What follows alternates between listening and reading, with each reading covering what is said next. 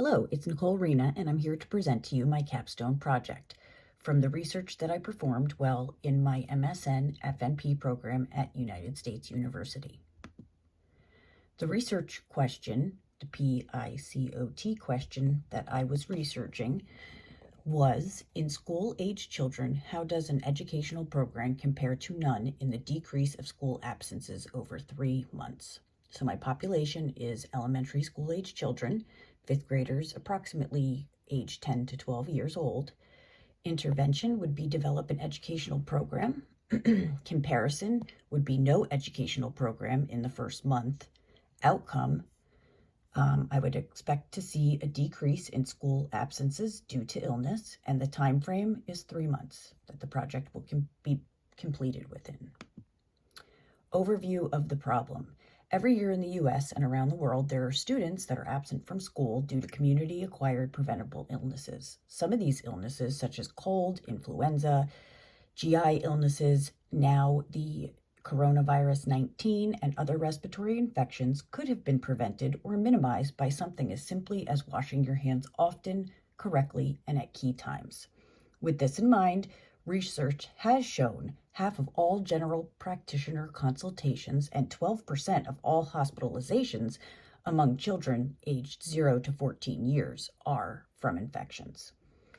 Students at higher risk for complications and poor outcomes are those with previously diagnosed conditions, a history of chronic illnesses such as asthma or diabetes, and therefore they are at increased risks for serious health consequences.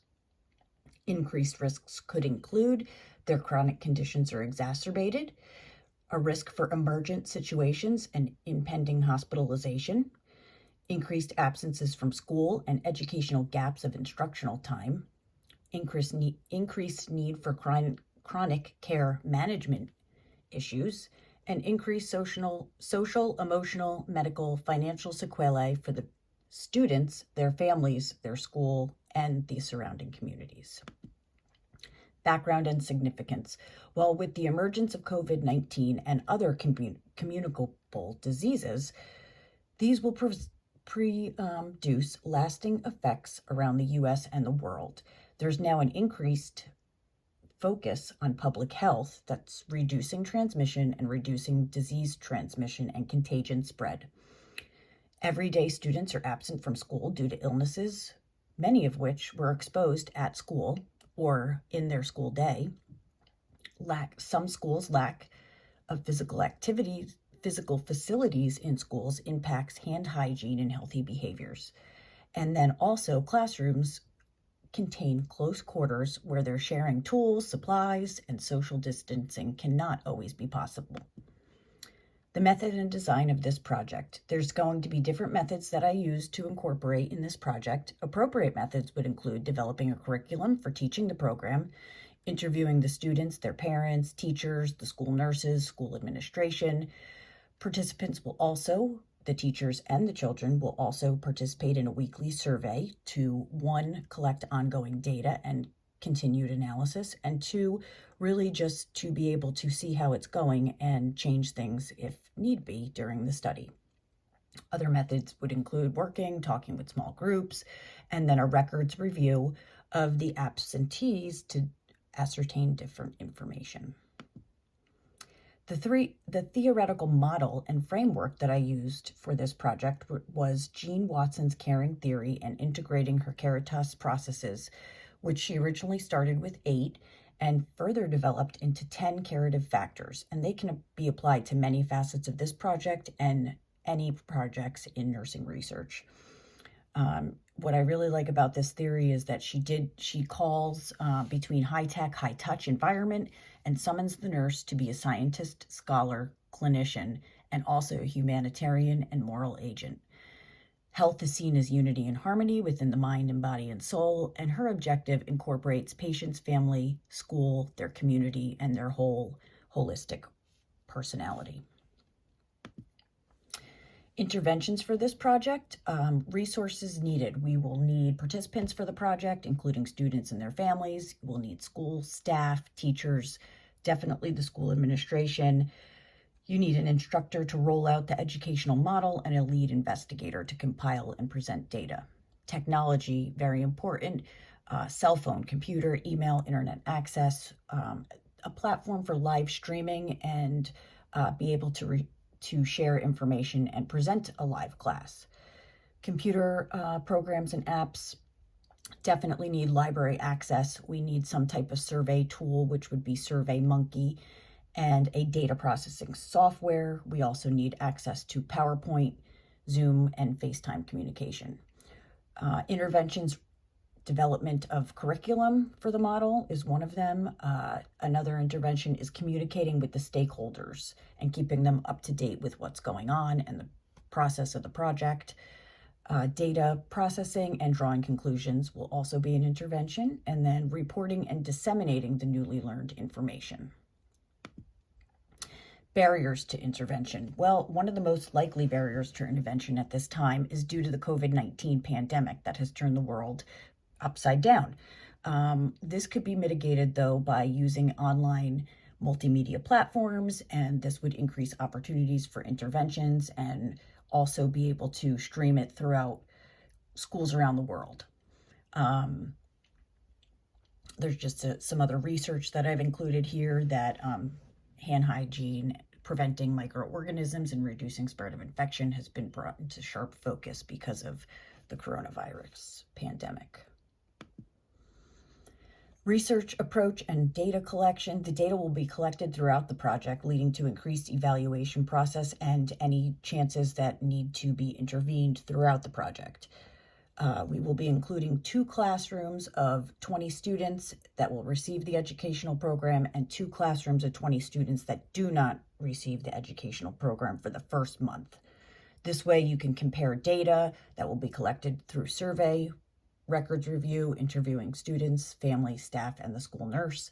And then again, the absenteeism for the school will be reviewed with the records. And we want to include the fact that we want to rule out that it was an actual illness that they were absent for and not something for travel or like a specialist appointment. Data analysis and statistical tests. This project will use IBM SPSS statistical software for assessing and interpreting all the data.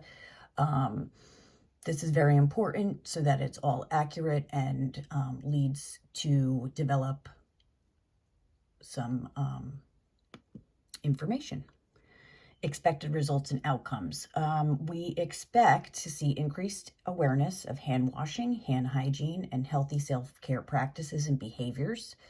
We expect to see increased awareness of evidence of disease spread, illness, and contagion, increased health and overall wellness of the children in the schools, the family, their staff, decreased school absences, and another thing is decreased school nurse visits while they're at school, which would actually minimize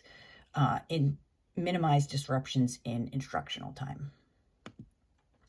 Anticipated conclusions. We anticipate that the implementation of this educational program to school-age children will decrease sickness and school absenteeism, as well as increase the students' health and overall wellness. The benefits of this program will extend way beyond just the children to include their family, their school, teachers, staff, and their entire community.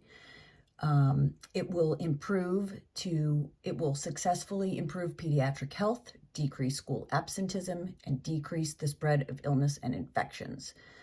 And some of the interested parties would include the stakeholders, multiple government, educational, professional organizations, the school district, and school nurses associations at both the state and national and worldly level, international level, I should say.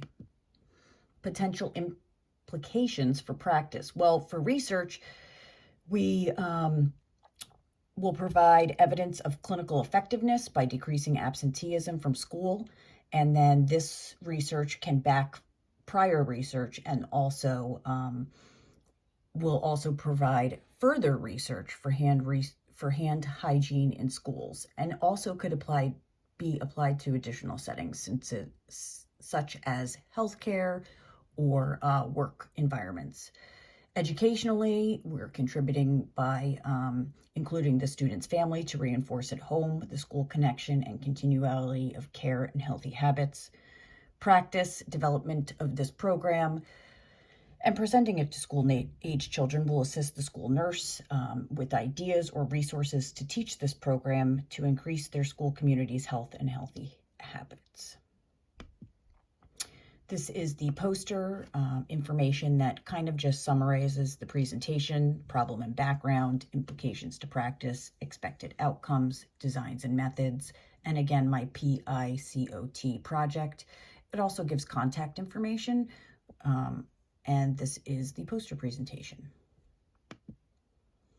And I would just like to thank you for taking the time to listen to this presentation. Please contact for any questions, concerns. I love constructive criticism, ideas, or any other way to contribute to my research. So thank you very much, everyone.